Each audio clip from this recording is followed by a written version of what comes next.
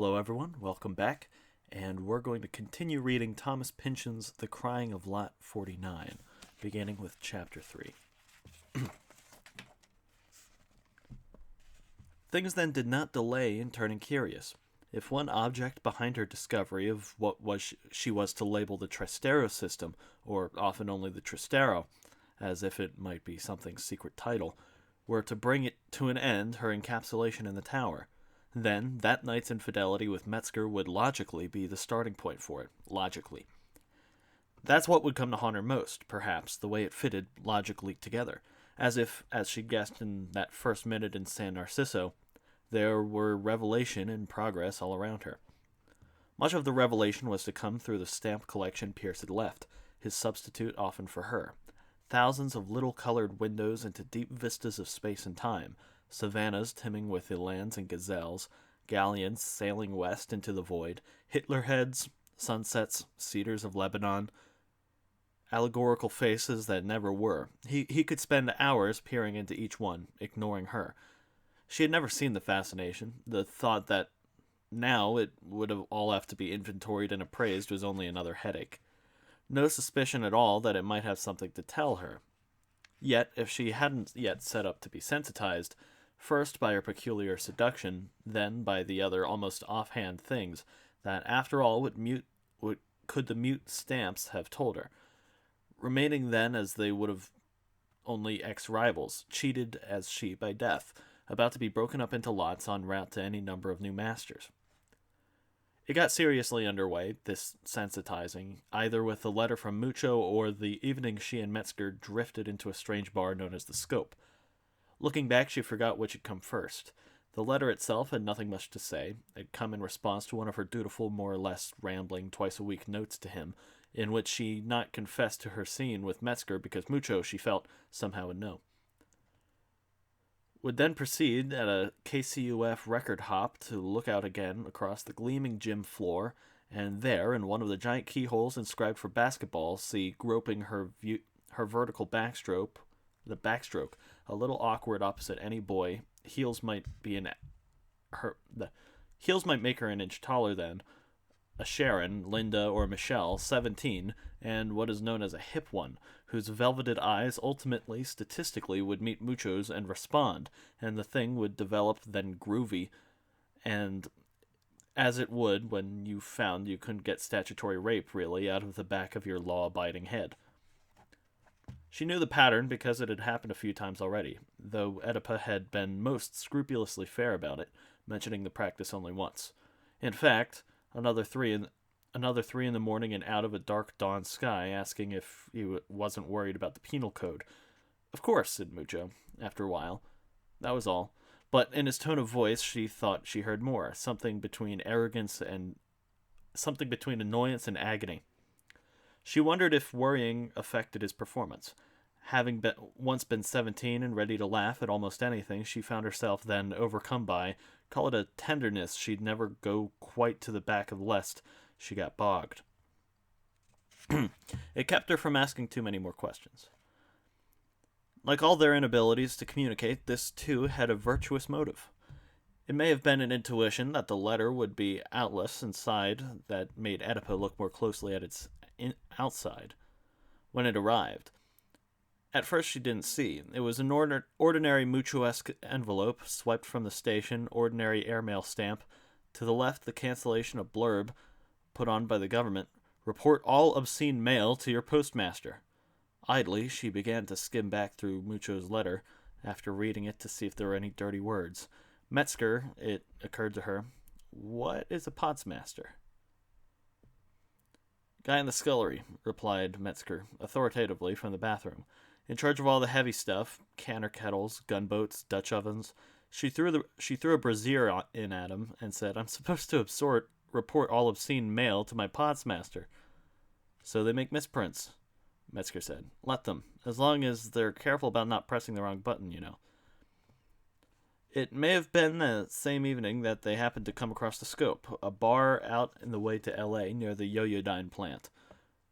Every now and again, like this evening, echo courts became impossible, either because of the stillness of the pool and the blank windows that faced on it, or a prevalence of teenage voyeurs who'd all had copies of Miles's passkey made so that they could check in at a whim on any bizarre sexual action. This would grow so bad, Oedipa and Metzger got in the habit of dragging a mattress into the walk-in closet, where Metzger would then move to the chest of drawers up against the door, remove the bottom drawer and put it on top, insert his legs in the empty space, his being the only way he could lie full length in this closet, by which point he'd usually lost interest in the whole thing.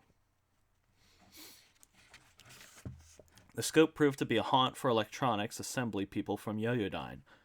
The green neon sign outside ingeniously depicted the face of an oscilloscope tube, over which flowed an ever-changing dance of lascivious figures. Today seemed to be a payday, and everyone inside to be drunk already. Glared at all the way, Oedipa and Metzger found a table in the back. A wizened bartender wearing shades materialized, and Metzger ordered bourbon. Oedipa, checking the bar, grew nervous.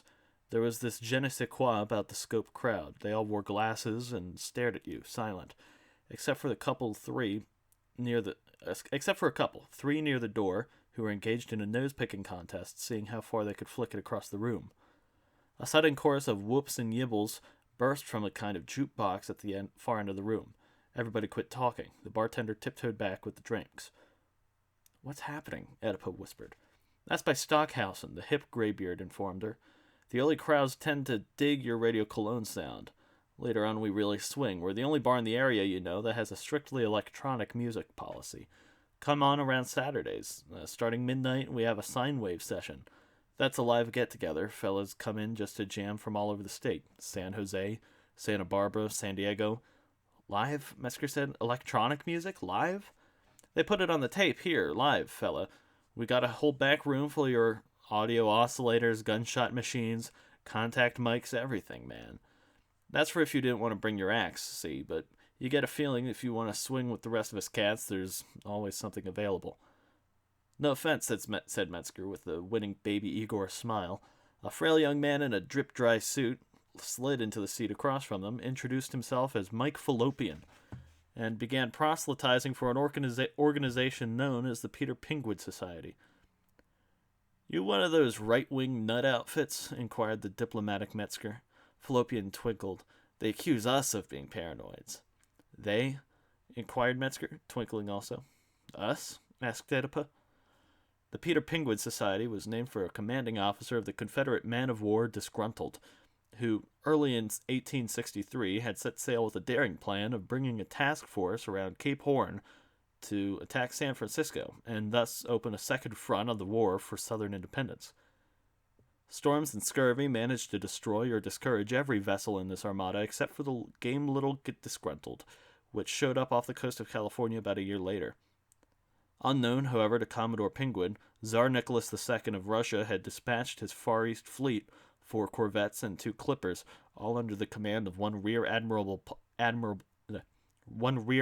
Popov, to San Francisco Bay as part of a ploy to keep Britain and France from, among other things, intervening in the side of the Confederacy. Pingwood could not have chosen a worse time for an assault on San Francisco. Rumors were abroad that winter that the Reb cruisers Alabama and Sumter were indeed on the point of attacking the city, and the Russian admiral had, in his own responsibility, issued his Pacific Squadron standing orders to put on steam and clear for action should any attempt develop. The cruisers, however, seemed to prefer cruising and nothing more. This did not keep Popov from periodic reconnoitering. What happened on the 9th of March, 1864, a day now held sacred by all Peter Pingwood Society members, is not too clear. Popov did send out a ship, either the corvette Bogatyr or the clipper Gaidamak, to see what it could see. Off the coast of either what is now Carmel by the Sea or what is now Pismo Beach, around noon and possibly around dusk, the 2 ships sighted each other. One of them may have fired. If it did, then the other responded, but both were out of range, so neither showed a scar afterward to prove anything. Night fell. In the morning, the Russian ship was gone, but motion is relative. If you believe in an excerpt from the Bogatyr or Gaidamak's log, forwarded in April to General Adjutant in St. Petersburg, and now somewhere in the Krasny Archive, it is now the Disgruntled that had vanished during that night. "Who cares?" Fallopian shrugged. We don't try to make scripture out of it. Naturally, that's cost us a lot of support in the Bible Belt, where we might have been expected to go over real good, the old Confederacy. But that is the very first military confrontation between Russia and America. Attack, retaliation, both projectiles, deep six forever, and the Pacific rolls on. But the ripples from those two splashes spread and grew, and today engulf us all. Peter Pynchon was really our first casualty. Not the fanatic or our more left-leaning friends over the Birch Society chose to martyrize. Was the Commodore killed then? Asked Oedipa. Much worse, to Fallopian's mind. In the confrontation, appalled at what had to be some military alliance between abolitionist Russia, Nicholas had freed the serfs in 1861, and a union that paid lip service to abolition while it kept its own industrial laborers in a kind of wage slavery, Peter Pynchon stayed in his cabin for weeks, brooding. But that sounds, objected Metzger, like he was against industrial capitalism. Wouldn't that disqualify him as any kind of anti-communist figure? You think like a Bircher, Fallopian said. Good guys and bad guys, you never get to any of the underlying truth. Sure, he was against industrial capitalism, so are we. Didn't it lead inevitably to Marxism? Underneath, both are part of the same creeping horror. Industrial anything, hazarded Metzger. There you go, nodded Fallopian. What happened to Peter Pynchon? Oedipa wanted to know. He finally resigned his commission, violated his upbringing and code of honor. Lincoln and the Tsar had forced him to. That's what I meant when I said casualty. He and most of the crew settled near L.A., and for the rest of his life he did little more than acquire wealth. How poignant, Oedipus said. What doing? Speculating in California real estate, said Fallopian. Oedipa, halfway into swallowing part of her drink, sprayed it out again in a glittering cone for 10 feet easy, and collapsed in giggles. What? Said Fallopian. During the drought that year, you could have bought lots in the heart of downtown L.A. for 63 cents apiece. A great shout went up near the doorway. Bodies flowed towards a fattish, pale young man who'd appeared carrying a leather mail sack over his shoulder. Mail call, people were yelling. Sure enough, it was, just like in the army. The fat kid, looking harassed, climbed up on the bar and started calling names and throwing envelopes to the crowd. Fallopian excused himself and joined the others. Metzger had taken out a pair of glasses and was squinting through them at the kid at the bar. He's wearing a Yo-Yo-Dine badge. What do you make of that? Some inter-office mail run, Oedipus said. This time of night? Maybe a late shift. But Metzger only frowned. Be back. Oedipus shrugged, heading for the ladies' room. On the latrine wall, among lipsticked obscenities, she noticed the following message, neatly indicted in engineering lettering. Interested in sophisticated fun? You, hubby, girlfriends? The more the merrier. Get in touch with Kirby. Through Waste only. Box 7391, L.A. Waste? Oedipa wondered. Beneath the notice, faintly in pencil, was a symbol she'd never seen before. A loop, triangle, and trapezoid. It might be something sexual, but she somehow doubted it. She found a pen in her purse and copied the address and symbol in her memo book, thinking, God, hieroglyphics. When she came out, Fallopian was back, and he had this funny look on his face. You aren't supposed to see that, he told them. He had an envelope. Oedipa could see, instead of a postage stamp, the hand-struck initials PPS. Of course, said Metzger. Delivering the mail is a government monopoly. You would be opposed to that. Fallopian gave them a wry smile. It's not as rebellious as it looks. We use Yo-Yo-Dine's inter-office delivery, on the sly. But it's hard to find carriers. We have a big turnover. They're run on a tight schedule, and they get nervous. Security people over at the plant know something's up. They keep a sharp eye out. DeWitt. Pointing at the fat mailman who was being hauled, twitching down off the bar and offered drinks he did not want. He's the most nervous one we've had all year. How extensive is this? Asked Metzger. Only inside our San Narciso chapter. They've set up pilot projects similar to this one in Washington, and I think the Dallas chapters, but we're the only one in California so far. A few of your more affluent type members do wrap their letters around bricks and then the whole thing in brown paper and send them on Railway Express. But I don't know. A little like copping out, Metzger sympathized. It's the principle, Fallopian agreed, sounding defensive. To keep it up as some kind of reasonable volume, each member has to send at least one letter a week through the Yoyodyne system. If you don't, you get fined. He opened his letter and showed Oedipus and Metzger. Dear Mike, it said, how are you? Just thought I'd drop you a note. How's your book coming? Guess that's all for now. See you at the scope. That's how it is, Fallopian confessed bitterly. Most of the time. What book did they mean? Asked Oedipus. Turned out Fallopian was doing a history of private mail delivery in the U.S., attempting to link the Civil War to the postal reform movement that had begun around 1845. He found it beyond simple coincidence that in all years, 1861, the federal government should have set out on a vigorous suppression of those independent mail routes, still surviving the various acts of 45, 47, 51, and 55. Acts all designed to drive any private competition into financial ruin. He saw it all as a parable of power, its feeding, growth, and systematic abuse, though he didn't go into it that far with her that particular night. All Oedipus would remember about him at first, in fact, were his slender build and neat Armenian nose, and a certain affinity of his eyes for green neon. So began for Oedipus the languid, sinister blooming of the Trastero. Or, rather, her attendance at some unique performance, prolonged as if it were the last of the night. Something a little extra for whoever stayed this late. As if the breakaway gowns, net bras, jeweled garters, and G-strings of historical figuration that would fall away were layered dense as Oedipus' own street clothes in that game with Metzger in front of the Baby Igor movie, as if a plunge toward the dawn indefinite black hours long would indeed be necessary before the Trastero could be revealed in its terrible nakedness. Would its smile then be coy, and would it flirt away harmlessly backstage, say goodnight with a Bourbon Street beau, and leave her in peace? Or would it instead, the dance ended, come back down the runway, its luminous stare locked onto Oedipus, smile gone malign and pitiless, bend to her alone among the desolate rows of seats that began to speak words she never wanted to hear? The beginning of that performance was clear enough. It was while she and Metzger were waiting for ancillary letters to be granted representatives in Arizona, Texas, New York, and Florida, where Inverarity had developed real estate, and in Delaware, where he'd been incorporated. The two of them, followed by a convertible full of the paranoids, Miles, Dean, and Serge, and Leonard and their chicks, had decided to spend the day out at Fangoso Lagoons, one of Inverarity's last big projects. The trip out was uneventful, except for 2 or 3 collisions the paranoids almost had owing to Serge, the driver, not being able to see through his own hair.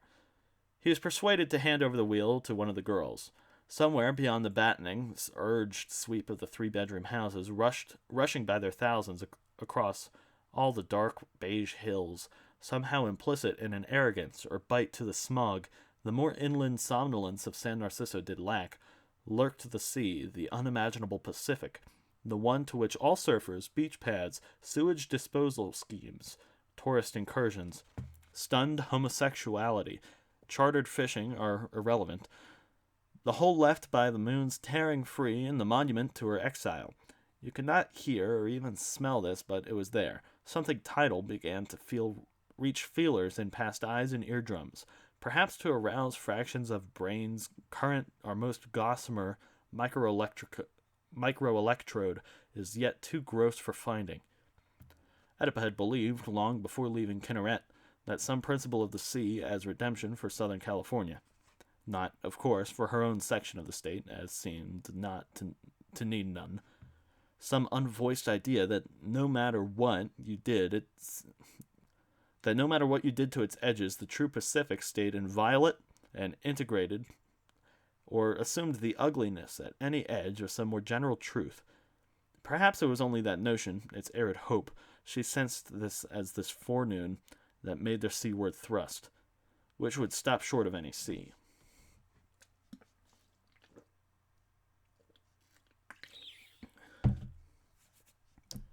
They came in among earth-moving machines, a total absence of trees, the usual hieratic geometry, and eventually shimmying for the sand roads down in a helix to a sculpted body of water named Lake Inverarity. Out in it, in a round island of fill among blue wavelets, squatted the social hall, a chunky, ogived, and verdigrised Art Nouveau reconstruction of some European pleasure casino. Oedipa fell in love with it. The paranoid element piled out of their car, carrying musical instruments and looking around as if for outlets under the tucked-in white sand to plug into. Oedipa, from the Impala's trunk, took a basket filled with cold eggplant parmesan sandwiches from an Italian drive-in, and Metzger came up with enormous thermos of tequila sours. They wandered all in a loose pattern down by the beach toward a small marina for which boat owners couldn't have lots directly in the water. "Hey, blokes," yelled Dean, or perhaps Serge. "Let's pinch a boat." "Here, here," cried the girls. Metzger closed his eyes and tripped out an old anchor. "Why are you walking around?" inquired Oedipa. "With your eyes closed, Metzger." "Larceny," Metzger said. "Maybe they'll need a lawyer." A snarl rose along with some smoke from among pleasure boats, strung like piglets along the pier, indicating the paranoids had indeed started someone's outboard. "Come on, then," they called. Suddenly, a dozen boats away, a form covered with blue polyethylene rose up and said, "Baby Igor, I need help." "I know that voice," said Metzger. "Quick," said the blue tarp. Let me hitch a ride with you guys." "Hurry, hurry," called the paranoids. "Manny Depresso," said Metzger, seeming less than delighted. "Your actor-lawyer friend?" Oedipa recalled. "Not so loud, hey," said Depresso, skulking at best polyethylene cone can along the landing towards them. "They're watching, with binoculars." Metzger handed Oedipa aboard the about-to-be hijacked vessel a 17-foot aluminum trimaran known as the Godzilla II, and gave Depresso what he intended to be a hand also, but he had grabbed, it seemed, only plastic. And when he pulled, the entire covering came away, and there stood Depresso in a skin diving suit and wraparound shades. "I can explain," he said. "Hey!" yelled a couple voices faintly, almost in unison from a beach a ways. A squat man with a crew cut, intensely tanned, and also with shades, came about in the open running, one arm doubled like a wing at the hand at chest level inside the jacket. "Are we on camera?" cried Metzger dryly. "This is real," chattered Depresso. "Come on." The paranoids cast off, back to the Godzilla II, out from the pier, turned, and with a concerted whoop, took off like a bat out of hell, nearly sending Depresso over the fantail. Oedipa, looking back, could see their pursuer had been joined by another man about the same build. Both wore gray suits. She couldn't see if they were holding anything like guns. "I left my car at the other side of the lake," Depresso said, but I knew he has someone watching." "Who does?" Metzger asked. "Anthony Gungares," replied ominous Depresso, alias Tony Jaguar. "Who?" "Suffersum," shrugged Depresso, and spat in their wake. The paranoids were singing, to the tune of Adest Fideles, "Hey, solid citizen, we just pinched your boat. Hey, solid citizen, we just pinched your boat." Grab-assing around, trying to push each other over to the side, Oedipa cringed out past the way and watched Depresso. If he had really played the part of Metzger in a TV pilot film, as Metzger claimed, the acting had been typically Hollywood. He didn't look or act a bit alike. "So," said Depresso, "who's Tony Jaguar? Very big in Cosa Nostra is who?" "You're an actor," said Metzger. How are you with them? How are you in with them?" "I'm a lawyer again," Depresso said. "That pilot will never be bought, Metz. Not unless you go out and do something really Darrow-like, spectacular, arouse public interest, maybe with a sensational defense." "Like what?" "Like win the litigation I'm bringing against the estate of the Pearson Verity." Metzger, as much as cool Metzger could, goggled. Depresso laughed and punched Metzger in the shoulder. "That's right, good buddy." "Who wants that?" You better talk to the other executor, too." He introduced Oedipa, Depresso tipping his shades politely. The air suddenly went cold. The sun was blotted out. The three looked up in alarm to see looming over them and about to collide the pale green social hall, its towering pointed windows, wrought iron floral embellishments. Solid silence, air somehow of waiting for them. Dean, the paranoid at the helm, brought the boat around neatly to a small wooden dock. Everybody got out. Depresso, heading nervously for an outside staircase. "I want to check on my car," he said. Oedipa and Metzger, carrying picnic stuff, followed up the stairs, along a balcony. Out of the building's shadow, up a metal ladder, finally to the roof. It was like walking on the head of a drum. They could hear the reverberations inside the hollow buildings beneath, and and the delighted yelling of the paranoids. Depresso, scuba suit glistening, scrambled up the side of a cupola. Oedipus spread a blanket and poured booze into cups made of white, crushed plastic foam. Still there, said Depresso, descending. I ought to make a run for it. Who's your client? Asked Metzger, holding out a tequila sour. Fellow who's chasing me, allowed Depresso, holding the cup between his teeth so it covered his nose and looked at them, arch. You run from clients, Oedipus asked. You flee ambulances? He's been trying to borrow money, Depresso said, since I told him we couldn't get an advance against any settlement in the suit. You're all ready to lose then, she said. My heart isn't in it, Depresso admitted, and if I can't even keep up payments on that XKE I bought while temporarily insane, how can I lend money? Over 30 years, Metzger snorted. That's temporary. I'm not so crazy, I don't know trouble, Depresso said. And Tony J is in it, friends, gambling mostly. So talk he's been made up to show cause to the local table why he shouldn't be in for some discipline there. That kind of grief I do not need. Oedipus glared. You're a selfish schmuck. All the time, Cosa Nostra is watching, soothed Metzger. Watching. It does not need to be seen helping those organizations that does not want to be helped. It does not need to be seen. It does not do to be seen helping those the organization does not want helped. I have relatives in Sicily, said Depresso, in comic broken English. Paranoids and their chicks appeared against the bright sky from behind turrets, cables, ventilating ducts, and moved in the eggplant sandwiches in the basket. Metzger sat in the jug of booze so they couldn't get any. The wind had risen. Tell me about the lawsuit, Metzger said, trying with both hands to keep his hair in place. You've been into Inverarity's books, Depresso said. You know the Beaconsfield water thing? Metzger made a non-committal mew. Bone charcoal, Oedipus remembered.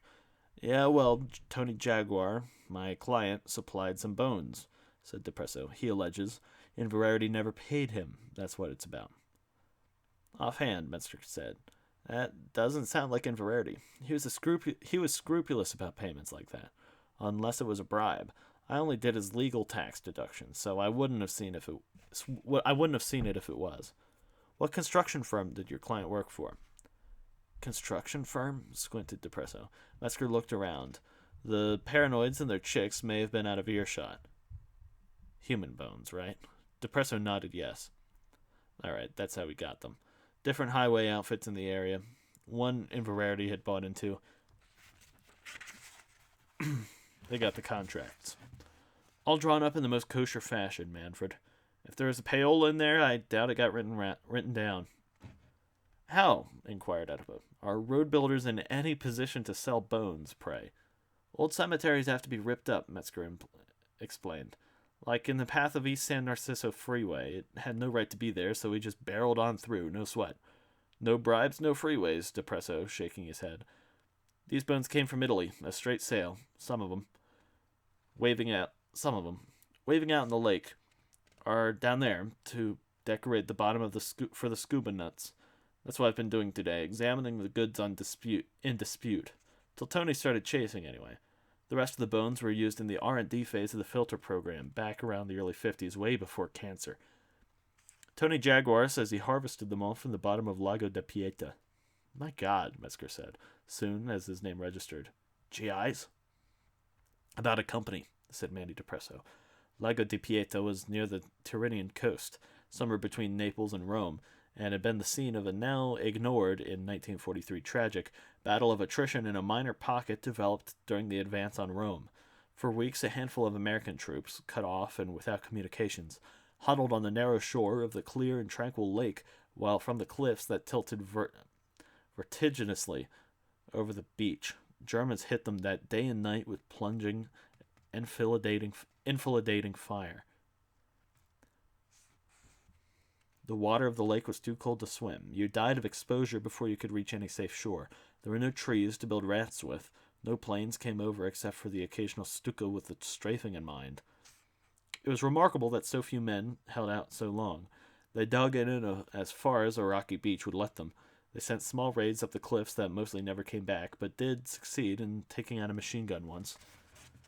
Patrols looked for routes out, but those few that returned had found nothing. They did what they could to break out, failing. They clung to life as long as they could, but they died. Every one, dumbly, without a trace or a word.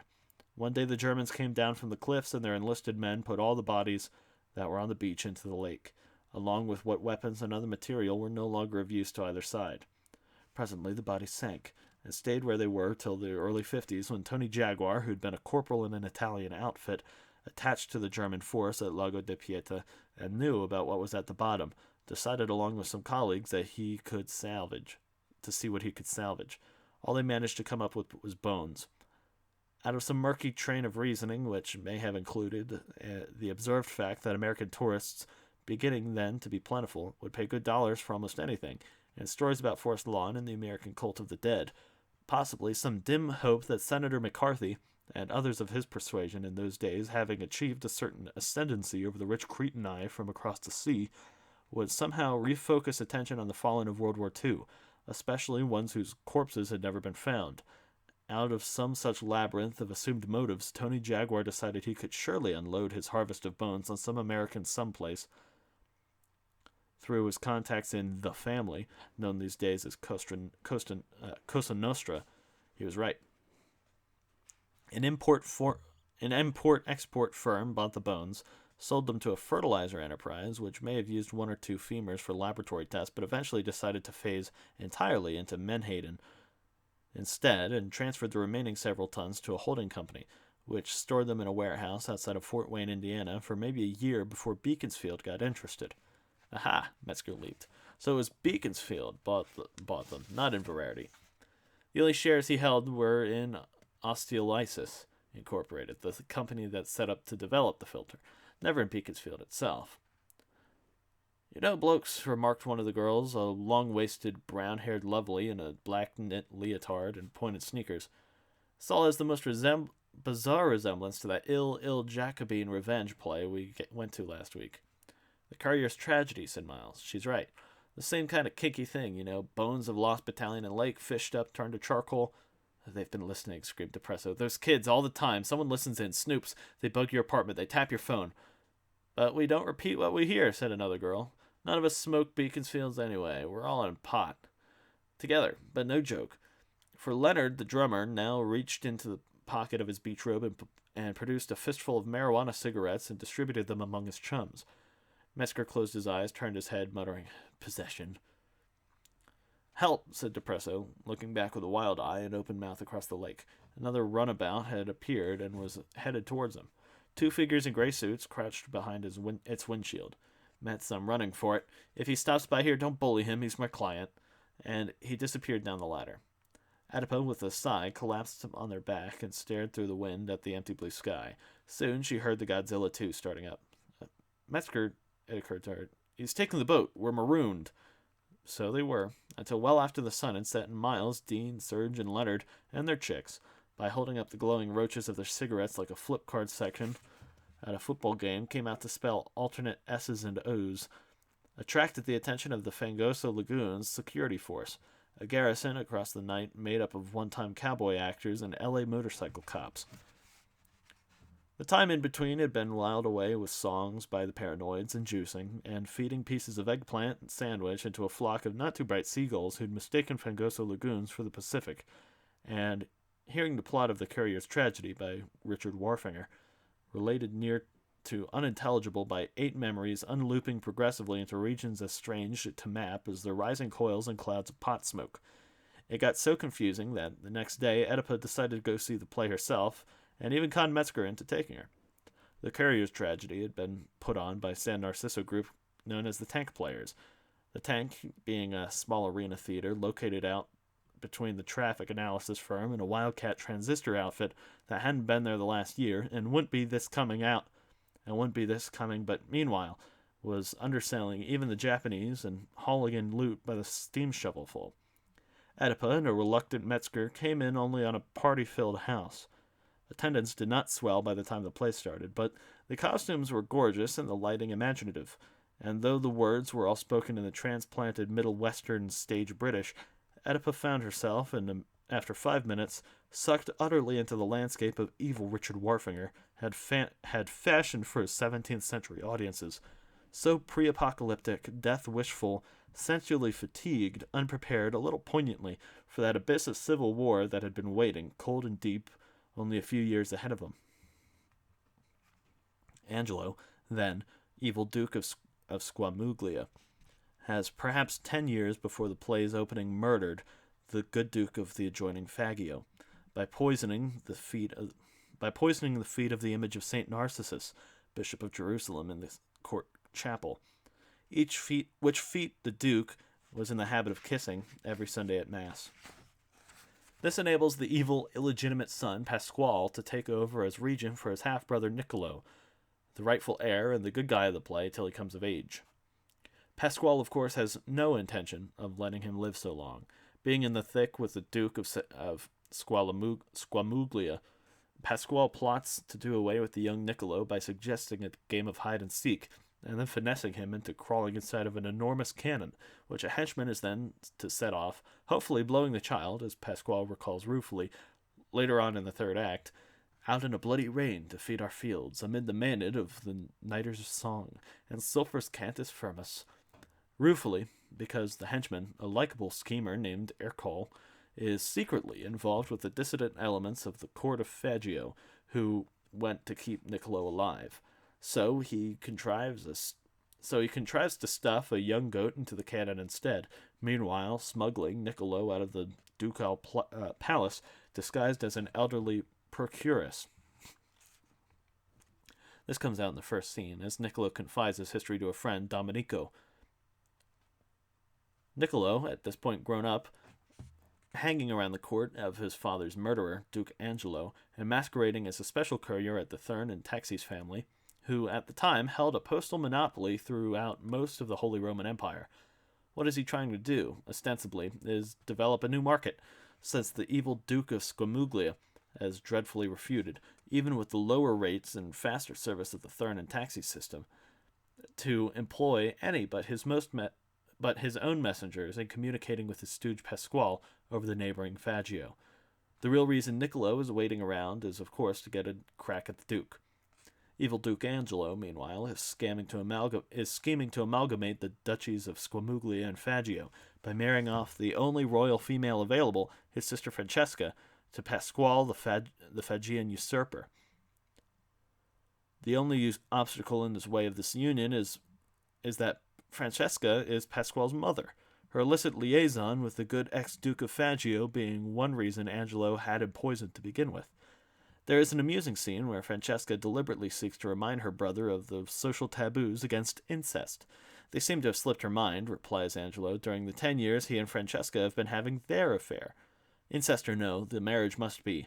It is vital to this long-range political plans. The church will never sanction it, says Francesca. So, says Duke Angelo, I will bribe a cardinal. He has begun feeling his sister up, nibbling at her neck. The dialogue modulates into the severed figures of an interprete desire, and the scene ends with the couple collapsing into a divan.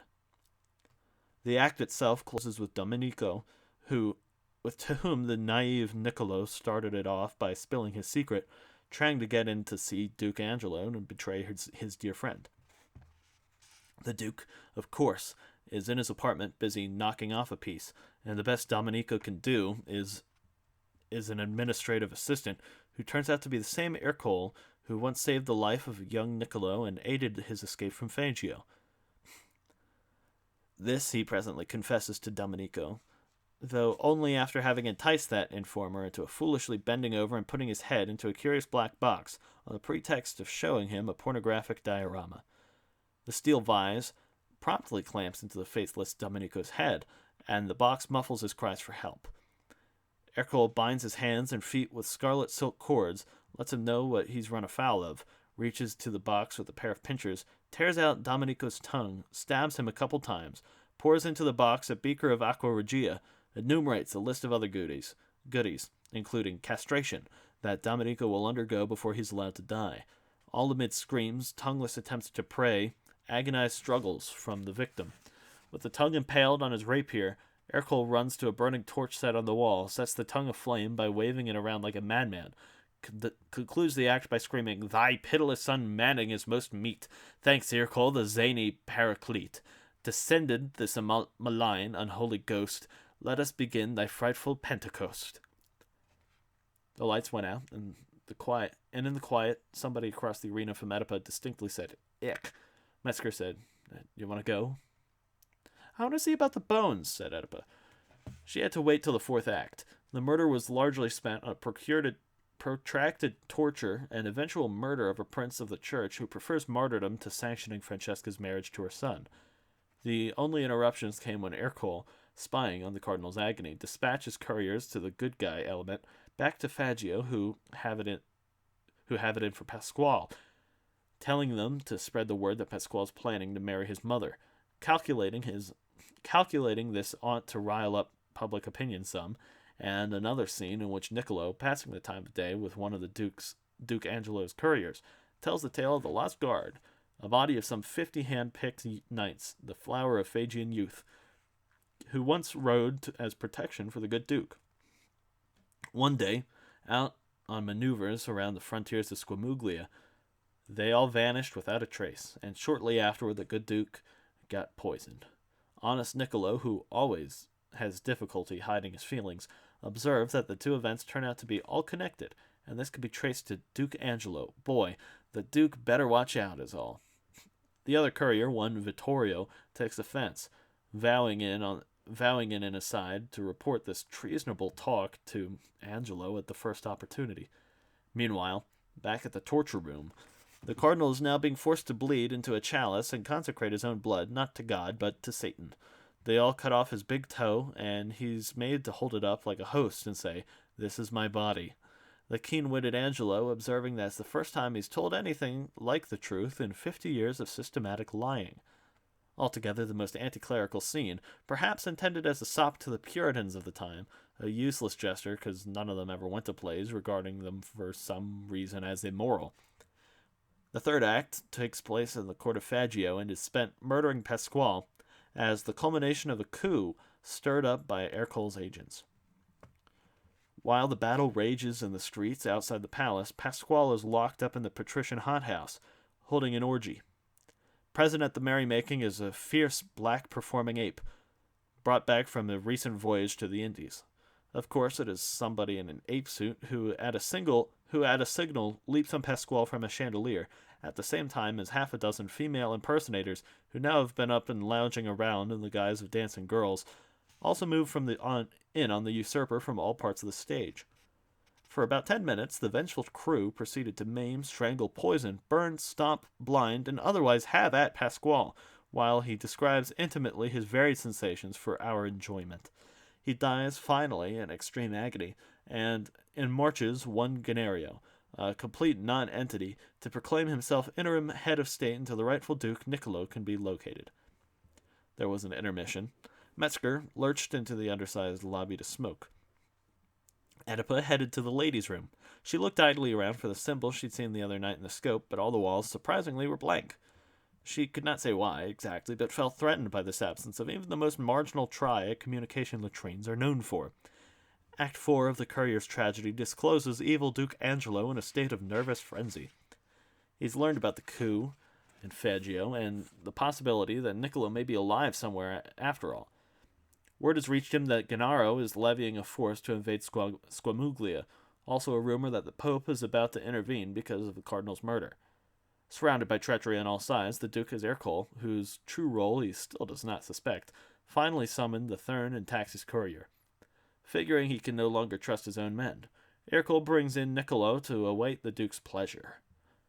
Angelo takes out a quick parchment and ink, explaining to the audience that, but not to the good guys who are still ignorant of recent developments, that to forestall an invasion from Fagio, he must assure Gennaro with all haste of his good intentions. As he scribbles, he lets drop a few disordered and cryptic remarks about the ink he's using, implying it's a very special fluid indeed, like, This pitchy brew in France is Ankerheit. On this might In this might dire Squamuglia ape the wall, for anchor it has risen from deeps untold. And the swan has yielded but one hollow quill, the hapless button, but this tegument, yet what transmuted swarten silken flows between was neither plucked nor harshly flayed, but gathered up from wildly different beasts. All of which causes him high amusement.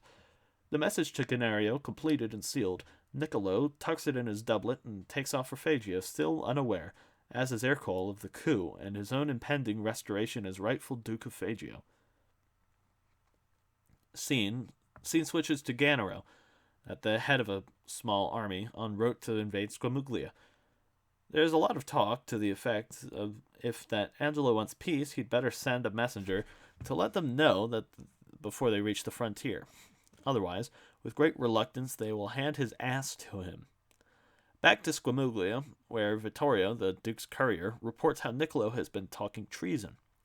Somebody else runs in with the news that a body of Domenico, Niccolo's faithless friend, had been found mutilated, but tucked in his shoe was a message, somehow scrawled in blood, revealing Niccolo's true identity. Angelo flies into an apoplectic rage and orders Niccolo's pursuit and destruction, but not by his own men. It is about this point in the play, in fact, that things really get peculiar, and a gentle chill and ambiguity begins to creep up among the words. Heretofore, the naming of names has gone on either literally or as a metaphor, but now, as the Duke gives his fatal command, a new mode of expression takes over. It can only be called a kind of ritual reluctance. Certain things, it is made clear, will not be spoken aloud. Certain events will not be shown on stage, though it is difficult to imagine, given the excesses of the preceding acts, what these things could possibly be. The Duke does not, perhaps may not, enlighten us. Screaming at Vittorio, he is explicit enough that we shall not pursue Niccolo. His own bodyguard he describes to their faces as vermin, zanies, poltroons. But who then will the pursuers be? Vittorio knows.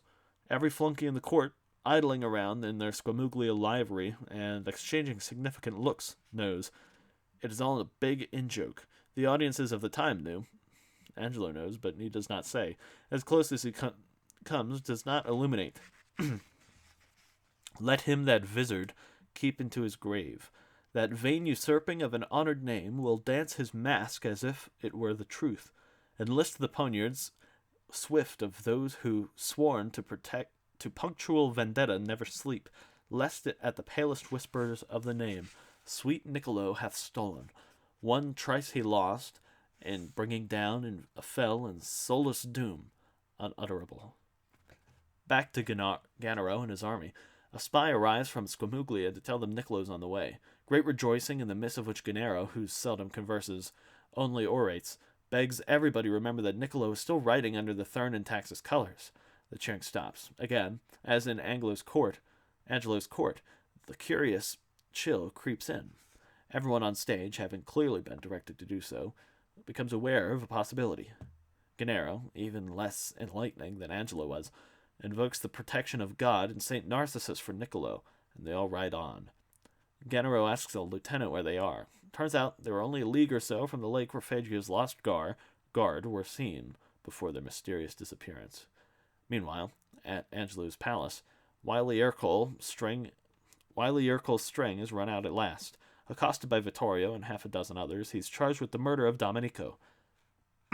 Witnesses parade in, where there is the travesty of a trial, and Ercole meets his end in a refreshingly simple mass stabbing. We also see Niccolo, in the scene following, for the last time. He is stopped to rest by the shore of a lake where he remembers being told the Phagian guard disappeared. He sits under a tree, opens Angelo's letter, and learns at last of the coup and the death of Pasquale. He realizes that he's riding toward restoration, the love of an entire dukedom, the coming true of all his virtuous hopes.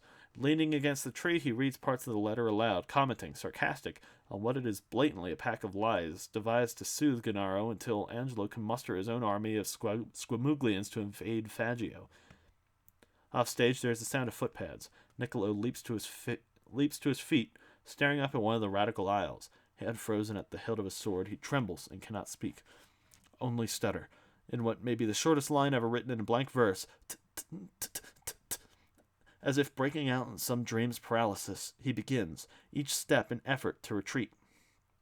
Suddenly, in lithe and terrible silence, with the dancer's grace, 3 figures, long-limbed, effeminate, dressed in black tights, leotards, and gloves, black silk hose pulled over their faces, come capering on stage and stop gazing at him. Their faces behind the stockings are shadowy and deformed. They wait. The lights all go out.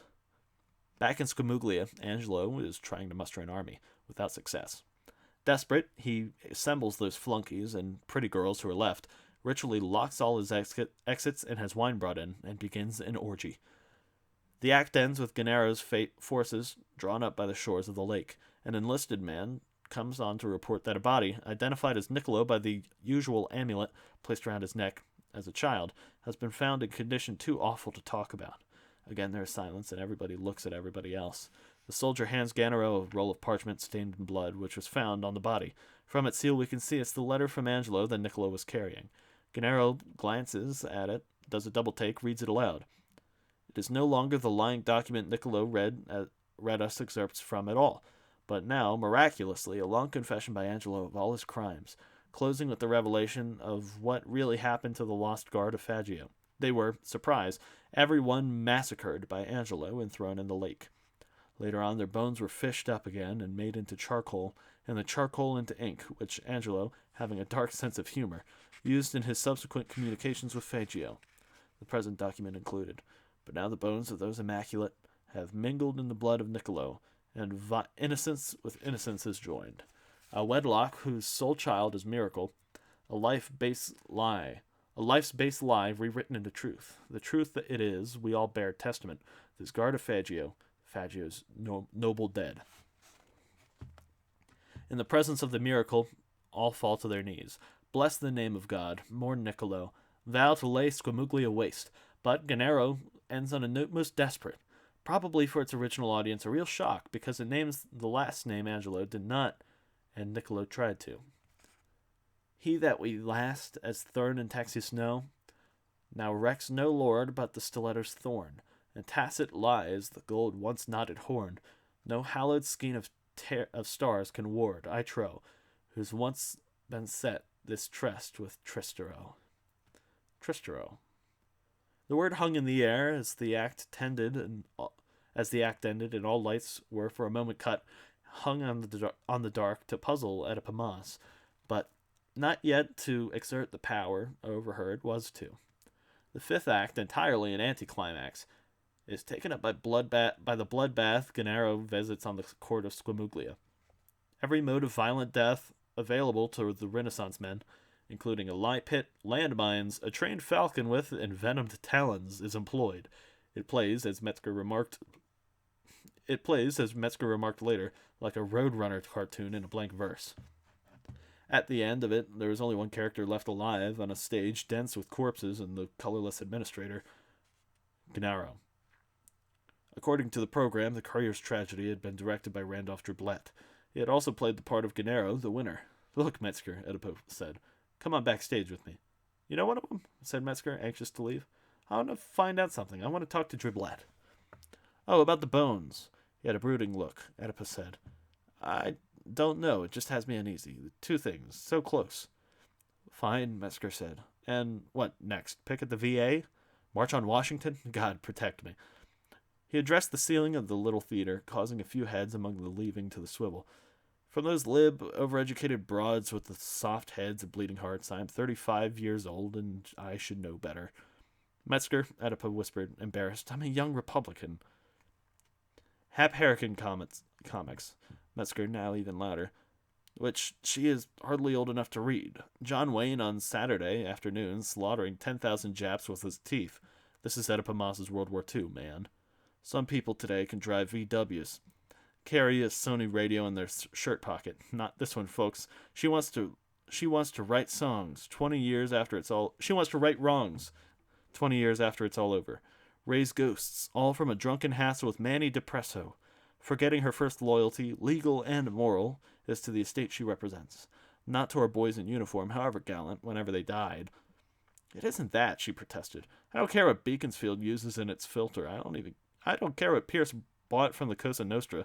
I don't want to think about them, or about what happened at Lago di Pieta or cancer. She looked around for words, feeling helpless.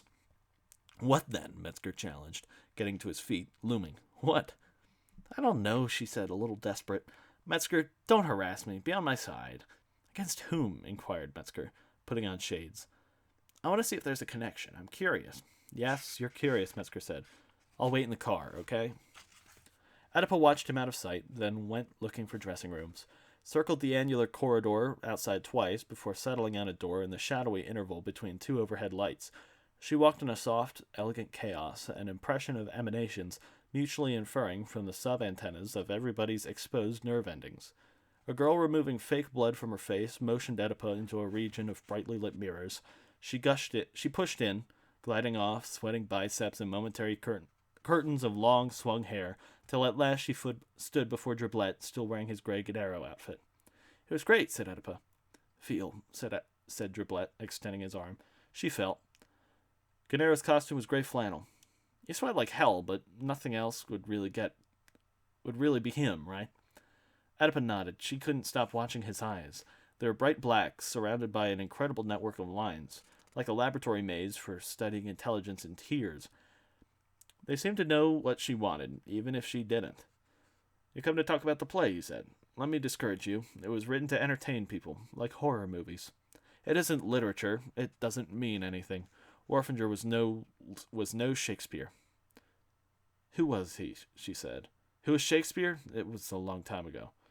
Could I see a script? She didn't know what she was looking for exactly. Driblet motioned her over to a file cabinet next to one shower. I'd better grab a shower, he said, before the drop the soap crowd gets here. Scripts are in the top drawer. But they were all purple, dittoed, worn, torn, stained with coffee, nothing else in the drawer. Hey, she yelled into the shower. Where's the original? What did you make copies from? A paperback, Driblet yelled back. Don't ask me the publisher. I found it at Zapp's used books over by the freeway. It's an anthology, Jacobean revenge plays. There is a skull on the cover. Should I borrow it? Somebody took it. Opening night parties. I lost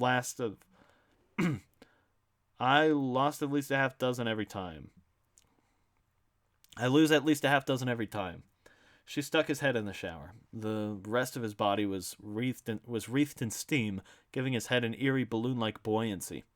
Careful, staring at her with a deep amusement, he said, There's another copy there. Zapf might still have it. Can you find the place? Something came to her viscera, danced briefly, and went. Are you putting me on? For a while, the furrowed eyes only gazed back. Why, Driblet said at last, is everybody so interested in texts?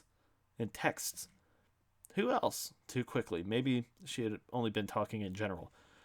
Driblet's head wagged back and forth. Don't drag me into your scholarly disputes, adding, whoever you all are, with a familiar smile. Oedipa realized then, cold corpse fingers of grew on her skin, that it was exactly the same look he'd coached his cast to give each other whenever the subject of Trastero assassins come up. The knowing look you get in your dreams from a certain unpleasant figure. She decided to ask about his look. Was it written in the stage direction? All those people so obviously in on something, or was that one of your touches? That was my own, Driblet told her.